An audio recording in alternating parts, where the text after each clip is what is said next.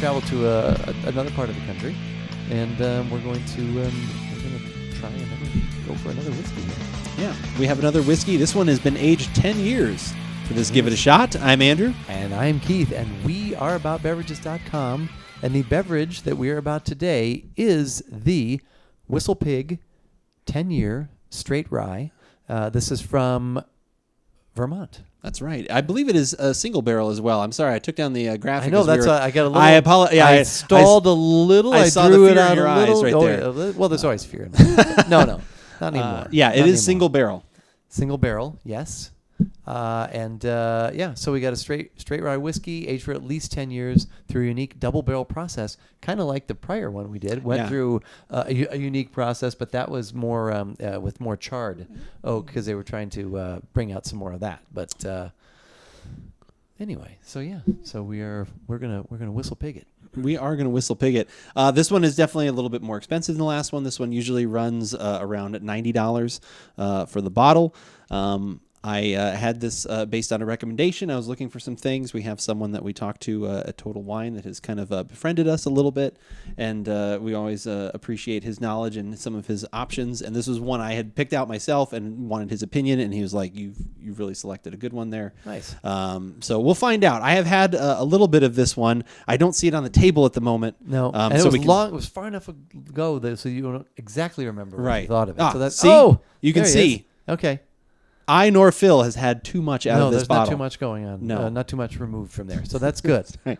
But it seems like he's slightly more interested in this one than the one previously. It's a little closer to it. His nose is right. I think so. Directly on, or at least just getting tired and he's resting. Yeah. He could be resting upon the bottle. He could be resting. All right, let's grab it away from him. So Whistle Pig does... The Whistle Pig... There was another one we were considering actually last year. Correct. As our thank you podcast to our subscribers, followers, listeners. But that was the 18-year, and that's... No. 15. 15. We can't afford the 18. Okay. 18 we have to make even that the a small 15-year was still... The 15 like last year was 250. 250, okay. And we were tempted by that one.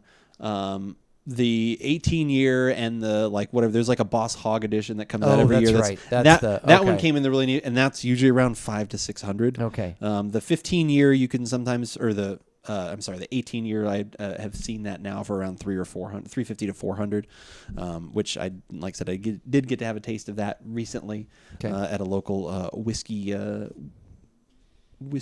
establishment and that was quite delicious. I don't know if it's always hard to, is it $350 quantify, delicious? Probably not if I bought a whole bottle, but to be able to have the opportunity to taste that, even though paying a little bit more for it, I appreciate being able to do that. So we have liked many things from Whistle Pig in the past. We've gotten some of theirs got its start because and actually maybe did we even podcast on something from Whistle Pig?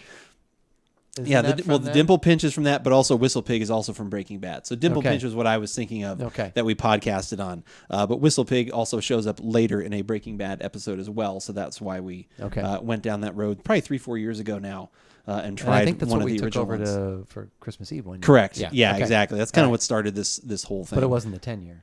It was not. It was an 8-year, I believe. Okay. It was the same cream-colored label. I don't think it was a single barrel. Okay. We tried that one. Obviously, it was a rye. We've tried, I think, the farm stuff. We've tried a couple of those from here, or maybe even our brother bought one as well at some point because I think he liked the Whistle Pig. So enough about that. Let's get to the pour here. Let's get to some tasting.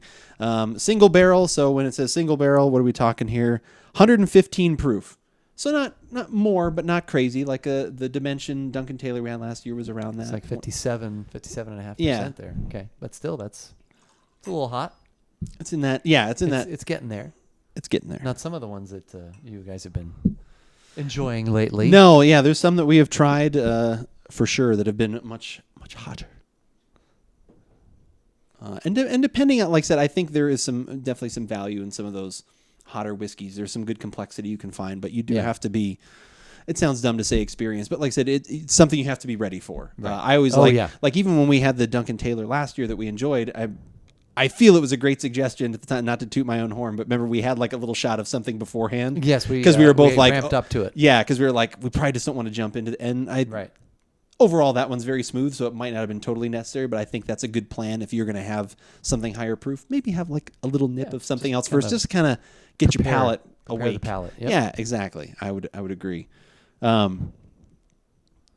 This one's the last one that we tried had the reddish sort of tinge to it. This one has that, but not nearly as much. This is more copper, gold, a little bit of brown in there. I don't really get it, or well, at least from this angle. It's a little. I would say it's a little more like darker honey color, like Yeah. more if you actually get like a natural like clover honey or something like that. It's a little more toward that. Maybe like a light brown sugar, perhaps somewhere in there, but I don't know. The aroma is usually where it's at least at for me. Like That's the right. color's kind of neat. Yeah, we but like to look at it. But Yeah. it's not as important. No.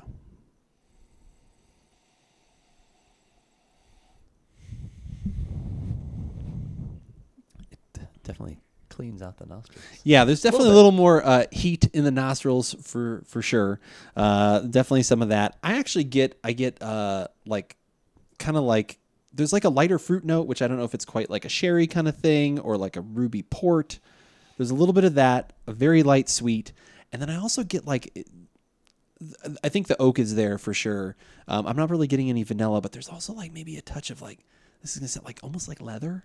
Like there's almost like books, like old books. Like it's that kind of like something. Like that's what I'm getting. Like I said, those kind of things. Like that's kind of what's drawing me. Like I said, the heat I think hits first. Yeah. And so you kind of got to get past that, at least for me. Like it does singe the nostrils a touch.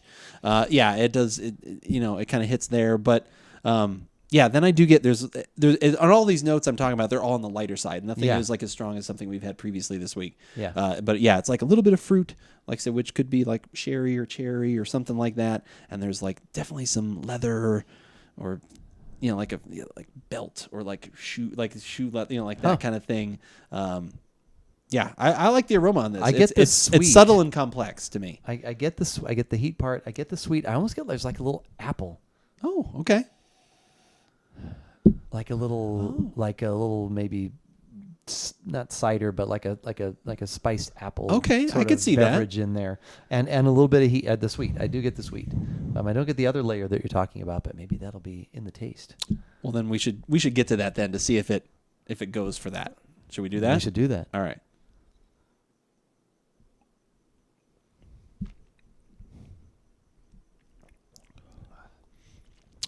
That is hot. It is. Yeah, there's definitely fire. No, there's a little more heat there. It's very lively on the tongue.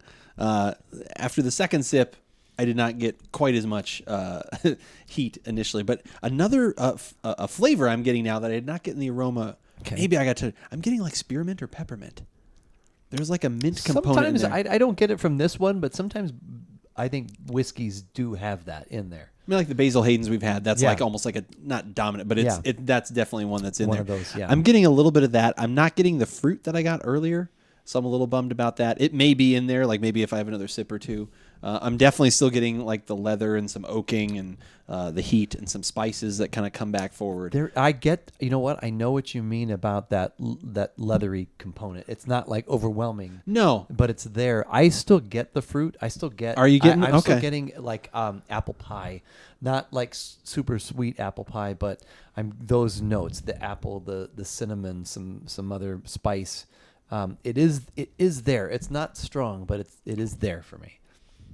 Oh, it kind of actually, on that next sip, like I said, it's kind of for me, that mint still hits, and then it's after that I do get a little pop of, and actually it might be more like an apple, because that kind of blends into the cinnamon and a little bit of sweet that's there. Yeah. I think there's some really good complexity there. I think you have to work for it a little bit. Yeah. Some people, this wouldn't even be a problem. I know a lot of people, like you'll start reading articles about how to get into, higher proof bourbons, and they're like, oh, 130, it'll be fine. It's like, so that's, to each his own. Right.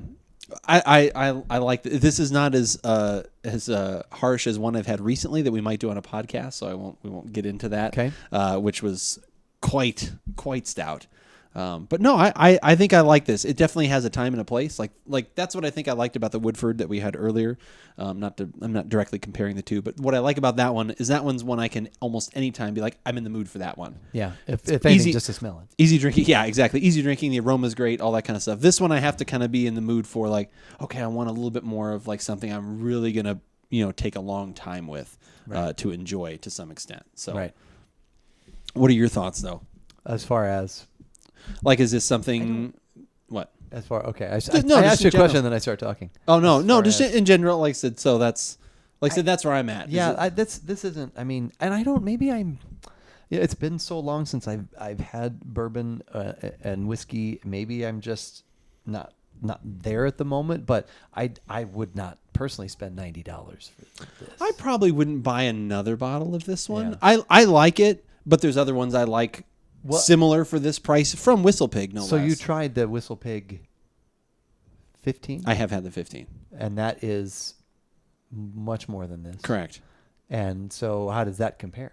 It's a lot smoother. Okay. A lot smoother, a little more easier depth of complexity. Okay. You know what I mean? Like this one, like I don't think this one's like, this one's not like a Sudoku puzzle or something like that, but it's, it's definitely, you're kind of like, okay, I'm getting this, and you're really thinking about it. Whereas I think the 15 year is more like, here's 3 or 4 levels of complexity, but most people are probably going to get some of these or know why they like it. Right. So I think that one has a little bit more harmonious to it. This one almost, because of those flavors and now the mint that I'm getting in the taste, almost is a little bit walled garden, where it's like each like they're not like, it's not like, I think the mint and the fruit kind of come together, but then after that I think the other things are not super cohesive. Okay. I get those flavors, but they don't sometimes it's great when we're talking about something and it's like, oh, I'm getting this. Oh, now I'm getting all of it. And it's like you're going through that wave of deliciousness, and they're all kind of overlapping. I think this one doesn't overlap quite as much, especially for that price. But it also is a single barrel, so I think that's kind of